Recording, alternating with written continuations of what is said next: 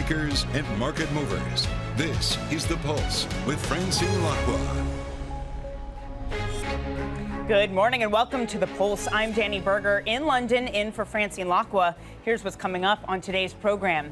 China slides to the brink of deflation as CPI flatlines in June, while producer prices fall by their fastest pace in over 7 years. Stocks and futures are mixed. Striking a positive tone, Secretary Janet Yellen declares U.S. China ties are on a sure footing, saying Washington's message has been heard in Beijing. Plus, seeking a deal, President Biden says he'd like to welcome Sweden to NATO as soon as possible as alliance prepares to meet in Lithuania. It is a busy day. It is a busy week. So first, let's get your check on markets this morning. It is more or less a dour morning, continuing on from what happened on Friday. European equities are a little changed, but the real pain is shining through when it comes to tech futures. Why? Perhaps it is the fact that it is duration that is under pain. We continue to see a steepening in this yield curve, yet the remarkable thing is that this is a bear steepening. It is a far cry from March when we got a steepening thanks to more cuts being priced in. This is a market that is pricing in a higher rate. Yet again, we're getting a yield curve that steepens. Is it a harbinger for recession, or is it something different? Dollar, that finds a bid this morning. It did weaken on Friday, but we looked at hedge funds, according to latest CTFC data, that showed a flip to a net short position for the first time since March. All right, when it comes to your European picture for equities overall, a lot of gray on the screen, which means we are little changed this morning.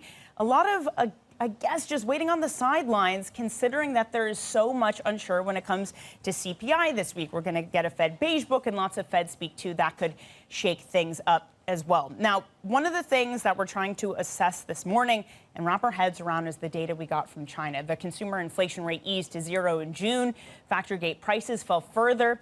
This has fueled concerns about deflation risks and added to speculation about potential economic stimulus. Joining us now to discuss this and the wider market and eco story is Anna Titareva, European Economist at UBS, and Bloomberg's Eddie Vanderwall. Eddie, let me kick it off with you. And in terms of this China data, how concerning is it? Was it surprising to you? I mean, already we haven't seen that uptick in Chinese growth that we thought we were going to get at the start of this year. No, and if you look back to the start of the year, yes, absolutely. At that point, it was very surprising. But we've seen these, disinflationary numbers coming through from China for some months now, and it's, that's what fueled this talk of decoupling of the global economy and decoupling between central banks and some divergence, because really the inflation numbers there have been really significantly slower than anywhere else. I think partially that is because they are so factory dependent, so manufacturing dependent. And, the manufacturing sector has just not been where people expected it to be. The real question is, does that feed through into the US for later in the week? And at the moment, I just don't see it. I think at the moment it does look pretty contained to China. Anna, what is the feed through, not just to the US, but Europe also? I think we need to distinguish between sort of activity and inflation channel. On the activity side, we already see signs of China weakness or slower recovery in the PMI numbers, especially when we look at new orders, new export orders. So that's certainly a drag, in particular in the manufacturing industry. When we look at the inflation channel, we've seen for a number of months in Europe and in the UK, producer prices are slowing. However, it does take some time to fit into slower consumer prices, especially on the goods side. But in any case, inflation problem in Europe still persists, and it's largely coming from services sector. So this, China story might not help us as much to bring inflation lower in Europe. What happens if there's stimulus in China, Anna, that ramps things up again? How does that change your assumptions? So first channel would be likely activity channel, and we've run some long-term historical sensitivities, and we estimated that 1 percentage point stronger growth in China adds about 15 basis points to Eurozone growth. So in that sense, there should be some moderately positive impact, but nothing major on the activity side. And of course, we have to remember the stronger the demand in the Eurozone, the harder the inflation challenge. Yeah, Eddie, and just last point on China, we haven't gotten that big stimulus. We haven't gotten any sort of shock and awe thing. I mean, it doesn't seem like we are going to get that, does it? Yeah, I think it is a question of which lever do they pull? How exactly do they bring through this stimulus that everybody is hoping for? And, there is I think there is a worry that they wait long, and then suddenly they don't know what to do, and they deliver an overdose of stimulus all at once because they see that there's just too much of a slowdown happening. I just want to bring us a redhead just crossing the terminal now while we're talking about China. This is certainly on theme. June retail passenger vehicle sales are down 2.6% year over year. I think it really is just sort of the same narrative we've been talking about, weaker growth. I do want to turn, though, to Europe. We have a reporter, Caroline Conan, at Aix-en-Provence, and she spoke to the chief economist over at the OECD, who I thought made a really interesting point, and I want to get your take on, basically saying that there have been a lot of structural changes since the last cycle. So the ECB's transmission of monetary policy is different this time. Is that fair? Perhaps looking to history isn't as useful this time around for this hiking cycle? I think the first important point is to remember that we haven't seen such a fast and rapid hiking cycle for a long time, if ever. So trying to estimate the pass-through from monetary policy becomes very complicated. But it is the case that there were a lot of structural changes compared to pre-COVID.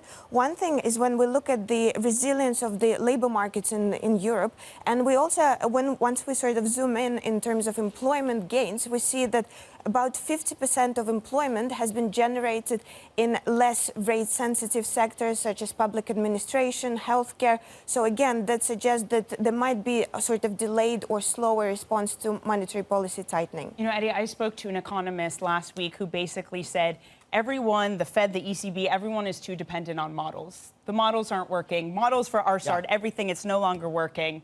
Right, the models were invented in a time when we didn't just switch the economy off and back on again, because right? Everything is based off that, not just the ECB, not just the Fed, but all of our trading models. Right. Those still work. Right, exactly. And I think this is why we anecdotal data in this cycle has become much more important to me, because you want to be seeing what people are saying and what is different from other times. Because I think if we do see the yield curves reinverting this time, I think there is a real chance that it is not because we see, the front end coming down because the Fed has to cut. So I think that's a really important distinction. But I think because we're looking at anecdotal data this time around, I think that's why the Beige Book for me is really key this week. Yeah, how important is that for you, the Beige Book, some of that anecdotal things we're going to be getting this week?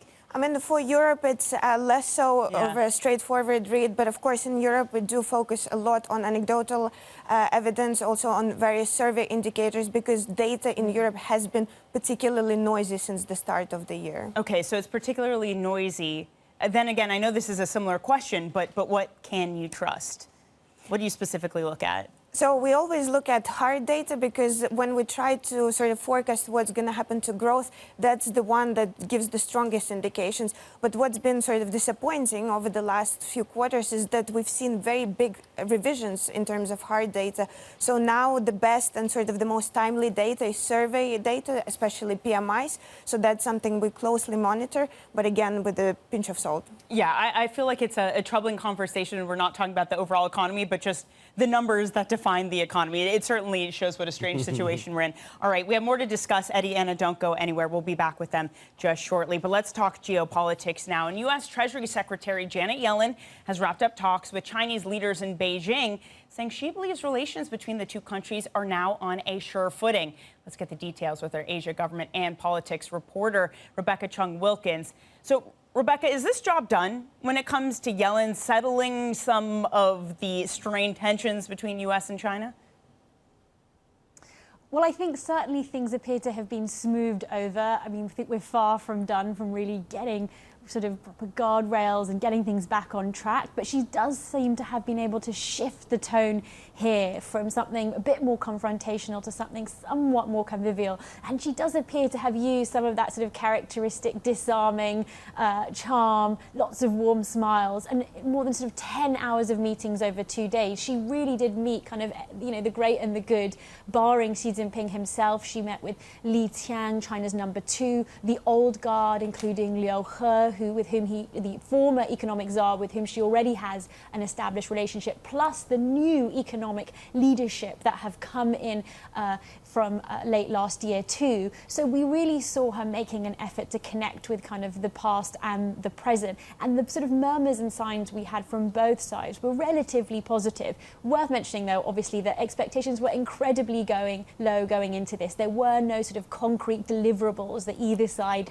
had really mentioned. And Beijing itself does tend to prefer visits from political figures that are linked to commerce or trade, because it allows them to kind of focus more on business and industry rather than sort of somewhat more uncomfortable political visits. So after, 3 weeks after that Blinken trip, this was an opening for both sides really to try and re-establish things, and we did see both making an effort to do so. And that message you're talking about, Rebecca, is saying that this isn't about decoupling, we're just trying to diversify. How receptive is China, or was China, to that messaging? Well, that seems to be really, I think, one of the most successful parts of Yellen's visit. Not necessarily that Beijing kind of believes it wholeheartedly, but they certainly seem somewhat more open to it, and then their response wasn't particularly sort of aggressive. I mean, the thing that Yellen said time and time again was that the US wasn't interested in decoupling. It's simply trying to diversify its supply chains, and that is not about containing China, but about sort of these direct, narrow and targeted restrictions aimed at securing US national security. Now, there was a bit of pushback. We had China asking for concrete actions from the US side, showing to confirm that intention. And we had these statements from He Lifeng and China's number 2 saying that, this push does no good. This push for these types of restrictions ultimately does no good for the economic development, and national security shouldn't be used in this way that risks dividing the world. China, of course, is an old hand in some ways at doing that. Xi Jinping has time and time again prioritized national security at times rather than economic growth. So they're not strangers to this type of approach either. But the tone from both sides, particularly from Beijing, does seem somewhat softer. Rebecca, thank you very much. That's Rebecca Chung-Wilkins, our Asia government and politics reporter. Quickly want to show you now Icon Enterprises pre-market trading. It is higher by nearly 4% after a journal story that he has changed the structure of his loan agreements to help address some of those short seller concerns. So shares moving higher in the U.S. pre-market session. Okay, coming up on the program, the number of job candidates in the UK has risen at the fastest pace in 2.5 years, providing a welcome boost to the BOE's fight against inflation. We'll discuss that next on Bloomberg.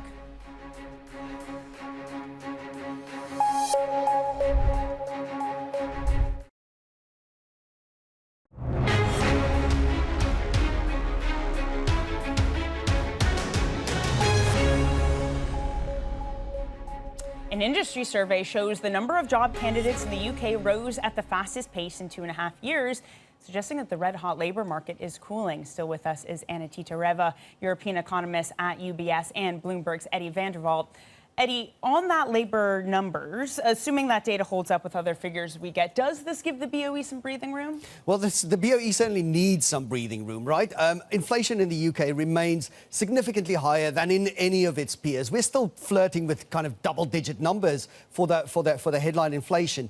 And, the UK had this double whammy of both Brexit and then the COVID impact, which has amplified the trouble, really, in the UK economy. Now, we're going to hear from Bailey later on, but he really needs to, make that call. And I think at the moment, the Bank of England still very much want to err on the side of pushing rates significantly higher. I mean, in the past, and I mean, in the recent past, Anna, Bailey has sort of wanted a get out of the hiking cycle card. He had hoped that inflation had turned a corner.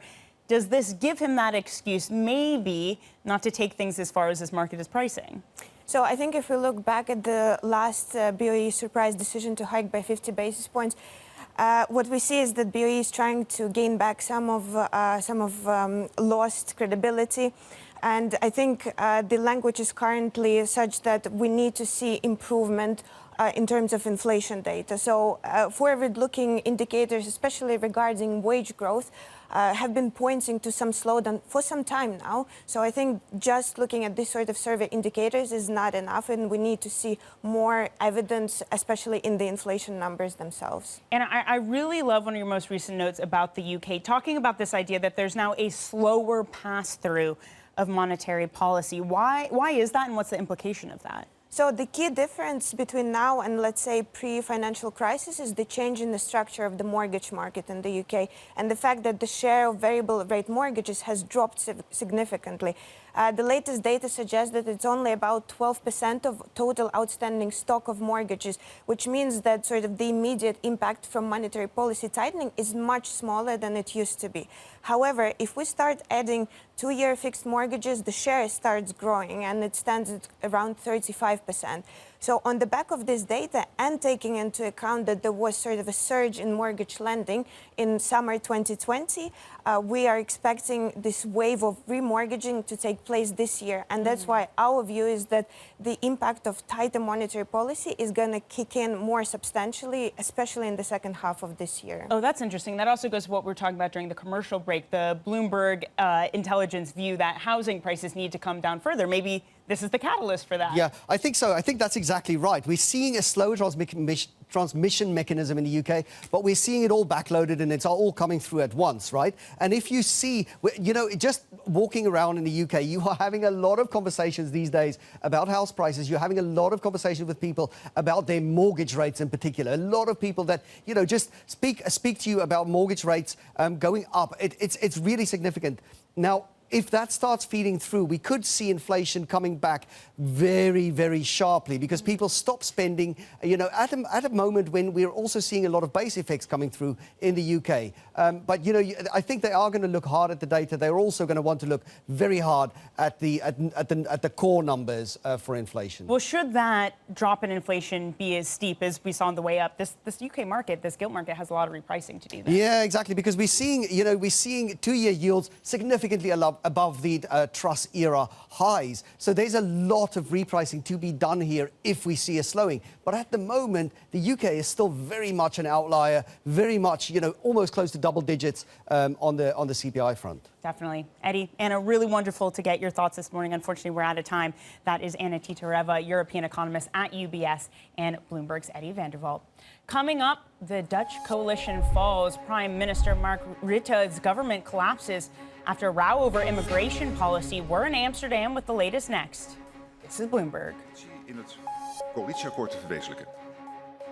Daarbij zijn alle partijen tot het uiterste gegaan. Maar soms...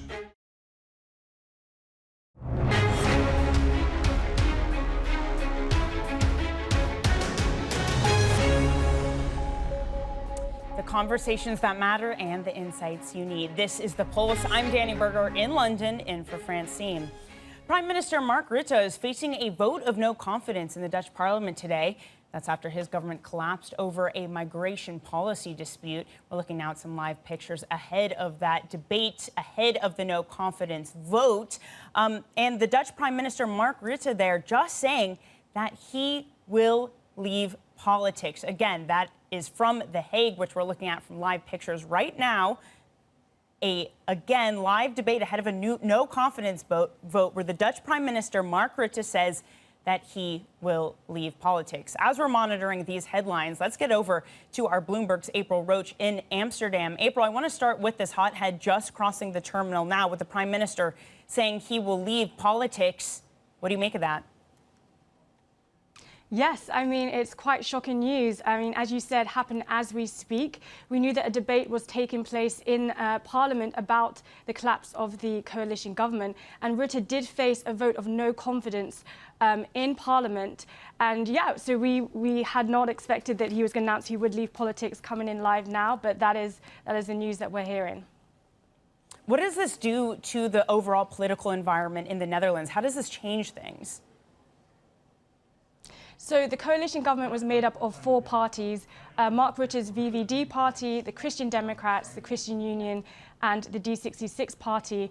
And despite the collapse of the coalition, Rutte's party was still said to have quite broad support.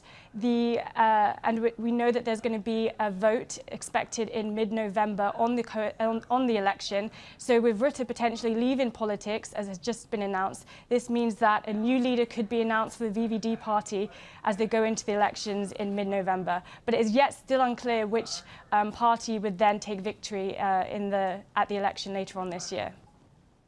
April, can we rewind a little bit and just discuss how we got here? What was the migration dispute that, again, ended with just moments ago learning that the Dutch Prime Minister, will leave politics?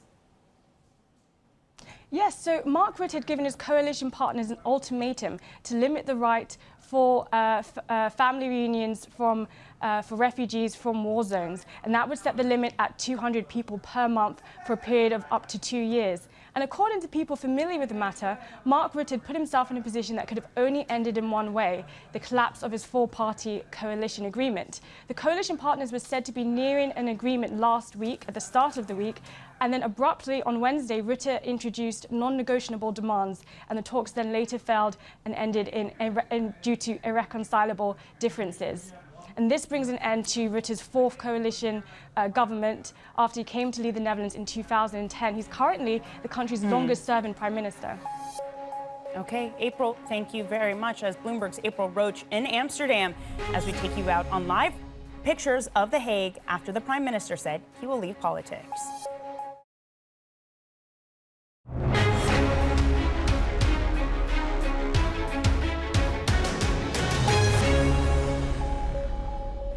China slides to the brink of deflation as CPI falls flat in June, while producer prices fall by their fastest pace in over 7 years. Stocks and futures are mixed. Striking a positive tone, Treasury Secretary Janet Yellen declares U.S. China ties are on a sure footing, saying Washington's message has been heard in Beijing. Plus, seeking a deal, President Biden says he'd like to welcome Sweden to NATO as soon as possible as the alliance prepares to meet in Lithuania. Good morning and welcome to The Pulse. I'm Danny Berger in London. U.S. President Joe Biden is set to discuss Ukraine with Prime Minister Rishi Sunak today as part of a brief visit to the U.K. after several allies question Washington's decision to send cluster bombs to support Vladimir Zelensky. Biden will meet with his counterpart in London to compare their notes on the support for Ukraine and counteroffensive against Russia. The U.S. president will then travel to Lithuania for the NATO summit. Now, on that point, it is a two-day meeting for NATO in Vilnius. It starts tomorrow, and among the big topics will be Sweden's application to join the military alliance, which so far has been held up by Turkey. So on this, let's get to our correspondent, Maria Tadeo, who's currently in Vilnius. Maria, are we expecting a bilateral meeting between Sweden's Prime Minister and President Erdogan from Turkey? Yes, we are, and we're expecting that meeting to happen today. And Danny, just a very quick word on the cluster munition, because we still see this debate continues. Now, NATO has said it doesn't have a position on it. Some allies have signed, as you know, international conventions against it because of some of the repercussions and the kind of controversy that surrounds that kind of munition, but others have not. And again, the NATO Secretary General repeating that this is, quote, the brutality of war. Russia has used it on Ukraine. Ukraine probably has also used it on Russia, and this is what happens at war. The only difference, according to the NATO Secretary General, is that Russia invaded and Ukraine is defending itself. Now, when it comes to Sweden, yes, it's a big topic of the day. We have seen a lot of diplomacy already happening over the past 24 hours. That call between President Biden and President Erdogan. We also know the U.S. Secretary of State Antony Blinken also spoke on the phone with his Turkish counterpart, and a Swedish delegation was in D.C. last week. Remember, this is part of that attempt to inject some momentum into this bid. Now, in an ideal world for the Swedish government, this meeting today will end with President Erdogan saying, okay, our national security risks have now been satisfied. Sweden has attended to our concerns, and now we can move forward with the ratification. The flip side, however, and this is a real risk, is that Erdogan will say, no, not for the time being. We need to see more from Sweden. And at that point, that is a real political headache for the Swedish government, which has repeated and manifested many times. They do not want to be stuck in this gray area ad infinitum. They need something out of this meeting. Something's got to happen. Something's got to give. Well, okay, so we have President Biden supporting Sweden's bid, but Maria, he's also said that Ukraine is not yet ready to join NATO. What does that mean for them? What does that mean for their aspirations? Yeah, and of course, that's an interview that took place as a preview yesterday on CNN before the meeting. And again, repeating this idea that, quote, Ukraine is not yet ready to join NATO. And again, repeating also a line that the focus now should be on giving and assisting Ukraine so they can obtain and achieve their military goals on the battlefield. Of course, the Ukrainians will say if anyone is ready for NATO, it should be Ukraine, because they are probably at this point the most combat ready army in Europe, and they fight using a lot of NATO weapons. But obviously, we know this has a political dimension to this. The Ukrainians are not expecting, and were never expecting, a formal invitation, but they do want a political invitation that would signal their future is in NATO. Now, I was told yesterday by an official in the next 48 hours, we're going to see a lot of linguistics and grammar to try to get to a consensus line and a phrase that can probably appease to both sides. I was also told not just focus on the language, but really the content of a package that may be approved for Ukraine. And then the other big question is, will President Zelensky get to Vilnius? Will he be here in Vilnius? He has been obviously invited by NATO. The Ukrainians said they didn't really see a point of coming to Vilnius unless there was a real breakthrough. But of course, there's a lot of speculation that in fact we may see or could see President Zelensky here in the next few hours. Maria, thank you very much. Looking forward to your coverage of that summit throughout the rest of the week. And Maria is going to be speaking to the president of Lithuania later today as the nation hosts its first NATO summit. Stay with us for that. Now, in other news, when it comes to European politics, a headline crossing the terminal, the Dutch parliament has canceled the debate on the collapse of the coalition. That debate canceled likely because the Dutch Prime Minister, as we broke to you just moments ago, Mark Rutte, has said he will step down from politics. So now the Dutch Parliament, you can already see it there at The Hague, looking like it's cleared out to some degree, is now canceling the debate on the collapse of the coalition. We'll bring you any more headlines as they cross. Coming up, we'll talk the ECB and its inflation fight. We're going to hear from Governing Council member and Bank of Portugal Governor Mario Centeno next on Bloomberg.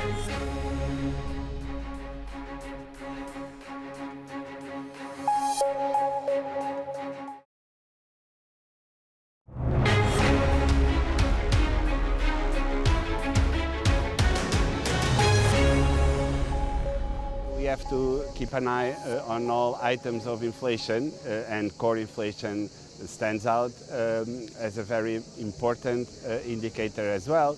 And you are right, it's not coming down as fast as headline inflation, but we also need to remember that in the way hub, it played exactly the same trajectory. So we need to remain confident about our way in the way we are fighting inflation. So you remain confident that we may have reached the peak? Yes, all indicators say so. Of course, for this to happen, we need to keep our monetary policy very clear. We have increased interest rates for 400 basis points in a very short period of time. It was the shortest period in which we hiked that much. There's a monetary policy lag. We all know that. It takes time to build because of the way interest rates are set in the market. The term, very many loans are on fixed interest rates, so it takes time for this to be transmitted to the economy. But we are confident that the transmission mechanism is at work. A rate hike in July seems pretty much a done deal. What about September? Well, you know, I am really sticking all the time to the meeting by meeting and data dependent. We will have the meeting in July and we will discuss all indicators available. You know, PMIs, IFO numbers for Germany were not very good a couple of weeks ago. the economy is slowing down, inflation is coming down. Again, let me remind you, faster than the way up. This is very important to bear in mind. And of course, we will discuss in July what to do. It's very clear that the message must stand. We are here to fight inflation. September, we'll have a lot more of information coming up. We will be more confident on this process in September. That's my feeling. Let's hope that I'm right, and we will see in September. One thing that we have to achieve, and again it's a collective aim, is to become more predictable in terms of monetary policy, because this will reduce uncertainty, build on confidence for investors, for consumers. The ECB Governing Council member and Portugal's Central Bank Governor Maria Centeno on the inflation fight. Now, I mentioned earlier some lines crossing about the Dutch Parliament. Just want to bring you a correction. The Dutch Parliament has not canceled the debate. Instead, they've paused the parliamentary debate on the Prime Minister Rutte. Again, this was a no confidence vote. Perhaps some of the confusion stems from the fact you can see it's empty now, hence the pause. That's The Hague we're looking at. But Rutte has said that he will leave politics after a disagreement over Dutch migration policies. So Mark Rutte, the Dutch Prime Minister, saying he will leave politics for now. They have paused the debate over no confidence vote at The Hague. All right, let's talk about the world of metals, of commodities. Rio Tinto remains optimistic about China's recovery, even as the economy struggles in the months following its exit from COVID pandemic restrictions. Chairman Dominic Barton spoke to us exclusively at the Mongolian Economic Forum. I'd say a couple of things about the China front. One is, we're a long-term company, so we're thinking in the 20 to 30-year time frame. So we kind of have that lens on it, if you will. But if I look at the way we look at China right now, I'm actually feel very positive about where it will be going. I think it has been bumpy, but I think we need to remember that they've, in effect, come out of COVID a year after us, right? There was the big pivot at the end of November. I've been there a couple of times this year. I was just there last week. And it very much looks like it did, in New York and London, a year before it is now, if you will. So there's the COVID kind of coming out period. But there are also, challenges. As you mentioned, there is a big real estate issue. They've got, 27% of the GDP in real estate, which is a massive number. That's obviously shifting. And this relates to another change, which I think is underway in China, which is to shift to a kind of a new economic equilibrium. They talk about moving from, a high growth to high quality growth. And I think they want to see more focus on the consumer, services, that type of thing. But those are not easy to make happen. But if you look at fundamentals, and that's why I said more to the medium and long term, we feel very strongly about it. You look at, there's a continued urbanization. China is still much less urbanized than the United States or certainly Japan, and that we think will continue. The consumer, is a key factor. It's, consumption is 39% of GDP. That's about 70% in the U.S. The question is, you can't force consumers to buy. They're going to buy when they're confident, and they're saving a lot. They're, again, coming out of COVID. There's uncertainty. But I think that there are enough of the fundamentals to feel good about the prospects as they move forward. Rio Tinto Chair Dominic Barton there. Now, elsewhere in China, tech stocks listed in Hong Kong rallied during the session after authorities signaled an end to years-long crackdown on big tech in China. Alibaba, the parent of the fintech giant Ant, led the gains in Asia, with Tencent also rising. This is off the back of the ADRs in the U.S. on Friday, rallying some 10% on Alibaba. So far, the pre-market session for that ADR, it is moving lower, but again, it did rally a whole heck of a lot on Friday. Again, some 8% during that session, with the Hong Kong session for these tech stocks playing catch up too. For more on this, let's get to Bloomberg's Alex Webb as we look at the pre-market price right there, down 1 1/4%. Alex, there is a lot of hope that the $1 billion fine to Ant, the announcement of buybacks over the weekend, that this is the end. This is the end of the China tech crackdown, is it? And the key word there is hope, right? That it may be the end for now, but the thing that investors are very aware of is that things can change quite quickly. Alibaba is still down about 70% from its peak in 2020. That's when this stuff really kicked off. Ant was preparing for an IPO. Jack Ma, the then head of Alibaba, made some critical comments about the way that financial industry was regulated in China. Before you know it, the Ant IPO had been essentially pulled, and we started to see a huge crackdown on the power, really, of some of these big Chinese tech companies. That prompted this huge destruction of value, in a sense. And between Alibaba and Ant, they've lost perhaps $850 billion in valuation. The Ant was going to be valued, they hoped for a valuation of $315 billion. Subsequent to this announcement of the fine, they have announced plans for a buyback, which will value the company at about $78 billion. So you can see a massive destruction of value. China now needs this value, these companies to become value generators again as part of its economic recovery plan. Investors remain skeptical. Yeah, the timing is interesting. As you say, there's some issues with the Chinese economy. We got PPI and CPI numbers today. Look, when it comes on, again, just to the value loss, but the power of these companies, if our concern is we don't want these individual companies, these single entities to have so much power, has that changed at all? Is their power, again, as a giant tech ecosystem that swallows everything up, has that changed? So what we've seen Alibaba do is announce plans essentially to break the company up into 6 different constituent parts. That is partly about reducing a conglomerate discount, but it's also partly about reducing the perceived threat that they, or the power that they have. Threat's probably too strong a word. The power that they have in the Chinese economy.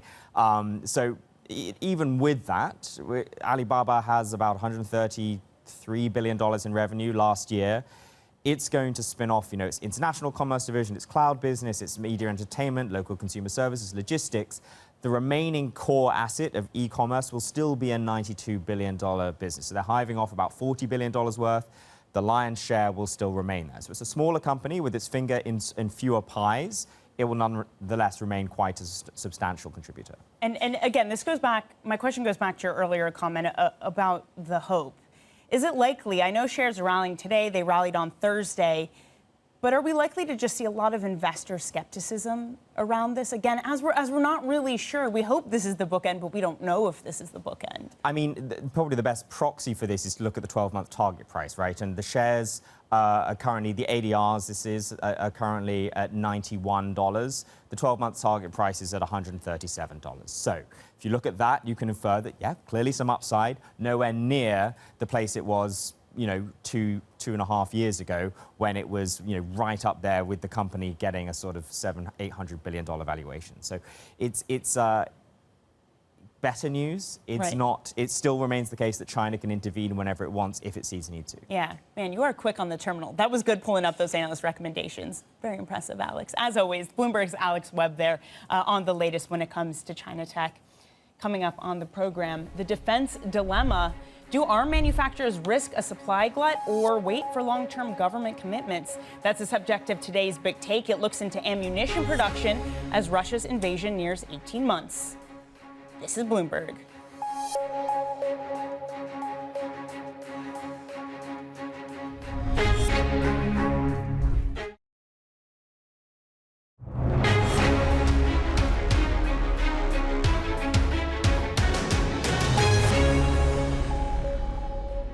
Almost 18 months into the war in Ukraine, Europe's defense suppliers, flooded with demand, now face a dilemma. Do they gamble on expanding production, assuming that the war with Russia will last indefinitely, or hold back until European governments make long-term commitments on their defense spending? That's the subject of today's Bloomberg Big Take, which you can read by going NI Big Take on your terminal. Joining us now is Bloomberg's Jonas Ekblom, who worked on the story. Jonas, what are the big challenges, as I mentioned, facing Europe at this moment?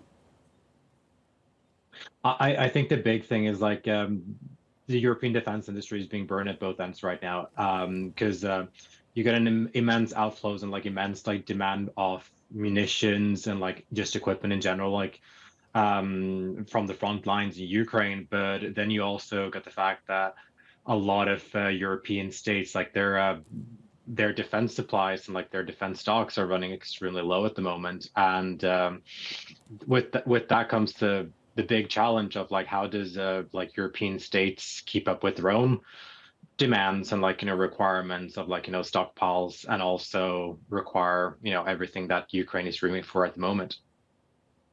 So that increased demand, how does it actually impact the industry? What are the changes on the ground when you have that?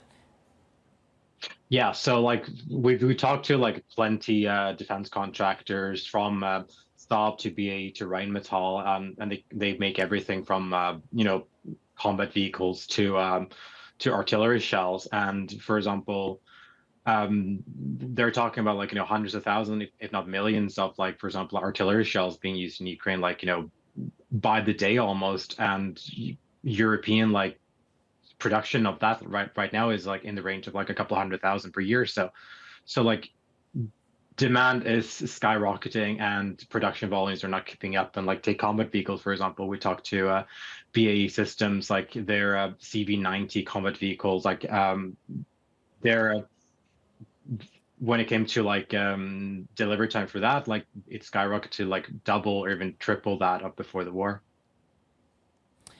What products are most in demand at the moment? Yeah, I think the aforementioned like artillery shells is a great example, because right now like we're looking at like almost like a World War I situation like in Ukraine, and artillery is proving to be a big deciding factor on the front line. Is something the Ukraine is demanding a lot as well. So, and the big problem there is like the fact like there might be production capacity like at some factories, but then there comes the question of, for something like propellant and like gunpowder, which again like there's only a couple of factories in Europe that makes that. And I think that's the big thing. Like Europe is a peacetime industry and peacetime production, and it's tough to change to going to like a more wartime situation.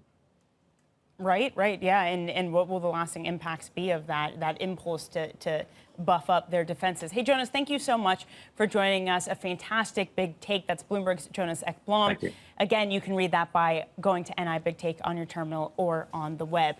Now, I want to recap what we've seen from the Dutch Parliament. Earlier in the hour, the Prime Minister, Mark Rutte, announcing that he would step down from politics after the next election. We don't necessarily know the date for that. There has been a pause in this debate over no confidence vote. The Dutch Parliament has said that the debate coalition collapse, that debate rather over the coalition collapse, would now happen at 11:30 a.m. local time. That's according to an outlet there. That's 10:30 UK time. Meanwhile, it does seem that had he faced that vote, according to people familiar, people from his own government, his own party, might vote to oust him. Now, just quickly, want to run through what we're looking at today. The BOE's Andrew Bailey and Jeremy Hunt, the Chancellor, will address the annual Mansion House event tomorrow. It's NATO summit. It starts with Sweden and Ukraine membership on the agenda. Wednesday, it's U.S. CPI. Thursday, French CPI. And on Friday, earnings season kicks off with the banks. Up next, it's Bloomberg Surveillance Early Edition. This is Bloomberg.